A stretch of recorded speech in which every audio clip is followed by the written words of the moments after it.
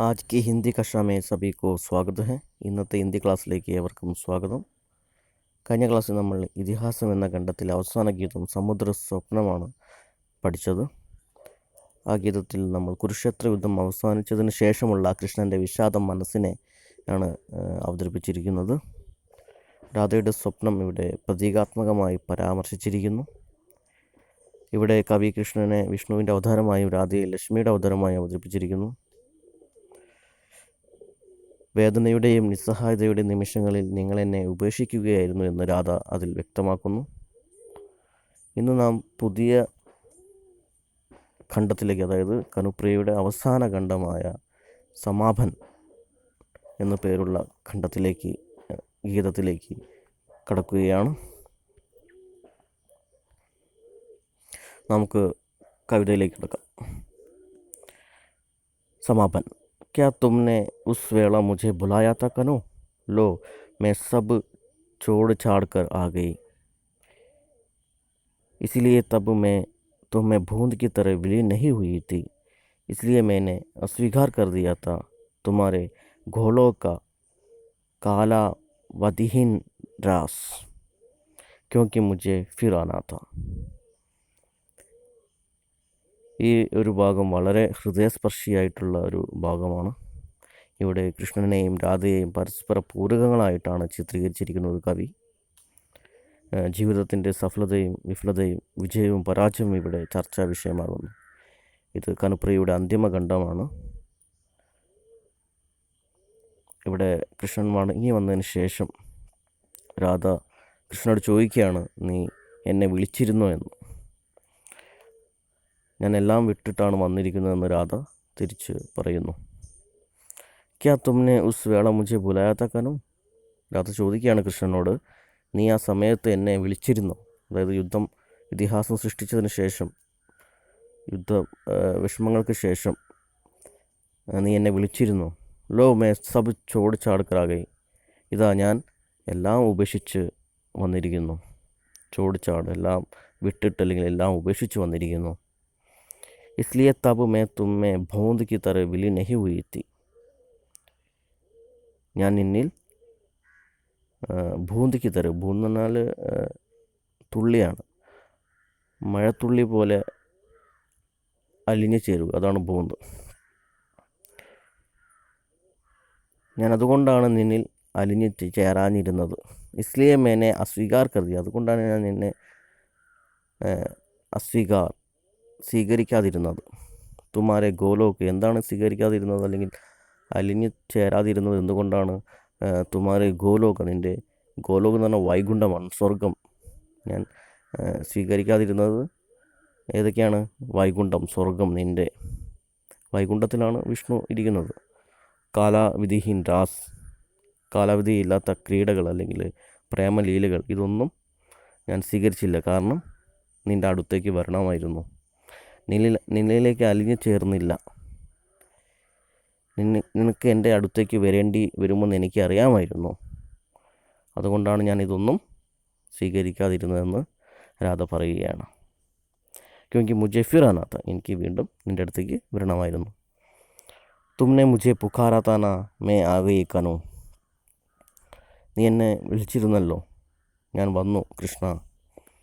और जन्मांतरों की अनंत पगडंडी के कठिनतम मोड़ पर खड़ी होकर तुम्हारी प्रतीक्षा कर रही हूँ कि इस बार इतिहास बनाते समय तुम अकेले ना छूट जाओ.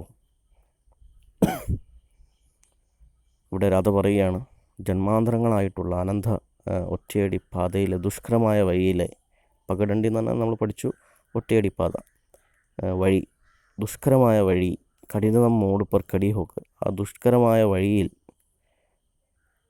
ആ ടേണിങ്ങിൽ, മോഡ് എന്ന് പറഞ്ഞാൽ ടേണിങ്, കടി ഹോക്കർ നിന്നുകൊണ്ട്, തുമാരി പ്രതീക്ഷ കർ റഹി ഹും, നിന്നെ പ്രതീക്ഷിച്ചിരിക്കുകയാണ് ആര്? രാധ.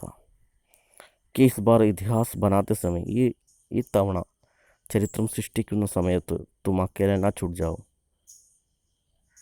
നീ ഒറ്റയ്ക്കാവരുത്, നിന്നെ ഒറ്റയ്ക്കാക്കി ഉപേക്ഷിച്ച് പോകരുത് എന്ന് എനിക്ക് നിർബന്ധമുണ്ട്. നിന്നെ ഞാൻ ഒറ്റയ്ക്ക് വിടില്ല ഇതിഹാസ നിർമ്മാണത്തിലും ഇവിടെ രാധ വേണമെന്ന് പറയുന്നു. എന്നെ കൂട്ടണം, രാധയെ കൂട്ടണമെന്നാണ് ഇവിടെ രാധാകൃഷ്ണനോട് പറയുന്നത്. ജന്മജന്മാന്തരങ്ങളായിട്ട് രാധ കൃഷ്ണൻ്റെ കൂടെയുണ്ട്. വിഷ്ണുവിൻ്റെയും ലക്ഷ്മി ദേവിയുടെയും അവതാരമായിട്ടാണ് കൃഷ്ണനെയും രാധയെയും കഴിഞ്ഞ ഖണ്ഡത്തിൽ കവി ചിത്രീകരിച്ചിരുന്നത്. അപ്പോൾ രാധ പറയാണ്, ഇവിടെ ഞാൻ നിന്നെ ഒറ്റയ്ക്ക് വിടില്ല, ഇനി ഉള്ള ചരിത്ര നിർമ്മാണത്തിൽ എന്നെയും കൂട്ടണം എന്നാണ് പറയുന്നത്. സുനോ മേരെ പ്യാർ प्रगाढ़ केली क्षणों में अपनी अंतरंग सगी को तुमने बाहों में गूंदा, पर उसे इतिहास में गूंदने से हिचक क्यों हो गए प्रभु. सुनो मेरे प्यार, കേൾക്കൂ എൻ്റെ പ്രിയതമ. പ്രഗാഢ കേളി ക്ഷണോമേ, വലിയ ഡീപ്പായിട്ടുള്ള ആഴത്തിലുള്ള പ്രേമലീലകൾ, കേളി ക്രീഡകൾ, അതിലൊക്കെ മേ അപ്നി അന്തരംഗ സഖിക്കോ തുമ്നെ ബാഹോമേ ഗൂണ്ട, നീ നിൻ്റെ ഉള്ളിലെ, നിൻ്റെ ഹൃദയത്തിലെ അന്തരംഗമായിട്ടുള്ള സഖിക്കോ, നിൻ്റെ കൂട്ടുകാരിയെ നീ ബാഹോമേ ഗൂന്ത, നിൻ്റെ കൈകളിൽ നീ കോർത്തെടുത്തു. ബാഹോ കൈകൾ, ഗൂന്തന കോർത്തെടുക്കുക. पर उसे ഇതിഹാസ് മേ ഗൂന്തനെ സിചക്യും ഗയേ പ്രഭു, പക്ഷേ ആ കോർത്തെടുത്ത കൈകളിൽ കോർത്തെടുത്ത അതിനെ ചരിത്രത്തിൽ കോർക്കാൻ എന്തിനാണ് മടിക്കുന്നത് പ്രഭു? ഇതിഹാസ നിർമ്മാണത്തിന് നീ എന്തിനാണ് നിൻ്റെ കൈകളിൽ കോർക്കാൻ നീ മടിക്കുന്നത്? മറ്റെല്ലാ കാര്യങ്ങളിലും നീ കോർത്തെടുത്തു, നിൻ്റെ കൈകളിൽ നീ കോർത്തെടുത്തു, പക്ഷേ ഇതിഹാസ നിർമ്മാണത്തിന് നീ കോർത്തെടുത്തില്ല. അതായത് രാധയെ കൂടെ കൂട്ടിയില്ല ഇതിഹാസ നിർമ്മാണത്തിന് പോകുമ്പോൾ, യുദ്ധത്തിനായി പോകുമ്പോൾ. बिना मेरे कोई भी अर्थ कैसे निकल पाता तुम्हारे इतिहास का, शब्द शब्द शब्द राधा के बिना सब रक्त के प्यासे अर्थहीन शब्द. बिना मेरे कोई भी अर्थ कैसे निकल पाता, ഞാനില്ലാതെ ഒന്നിനും ഒരു അർത്ഥവുമില്ല. തുമാരി ഇതിഹാസ, നിൻ്റെ ചരിത്രത്തിനും അർത്ഥമില്ല, എല്ലാം ശബ്ദങ്ങളാണ്. രാധയ്ക്ക് ബിന, രാധയില്ലാതെ സബ് രക്ത കെ പ്യാസ്, എല്ലാം രക്തദാഹികളാണ്. അർത്ഥഹീൻ ശബ്ദ്, അർത്ഥമില്ലാത്ത ശബ്ദങ്ങളാണ്. ഞാനില്ലാതെ നിൻ്റെ ചരിത്രത്തിന് ഒരു അർത്ഥവുമില്ല എന്നാണ് ഇവിടെ രാധ പറയുന്നത്.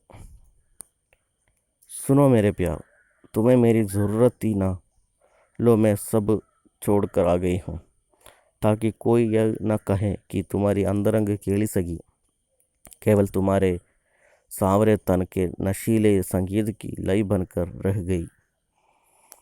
കേൾക്കൂ പ്രിയതമ, എൻ്റെ സ്നേഹമേ, തുമേ മേരി സുറത്ത് തീന, നിനക്ക് എൻ്റെ ആവശ്യം ഉണ്ടായിരുന്നില്ലേ?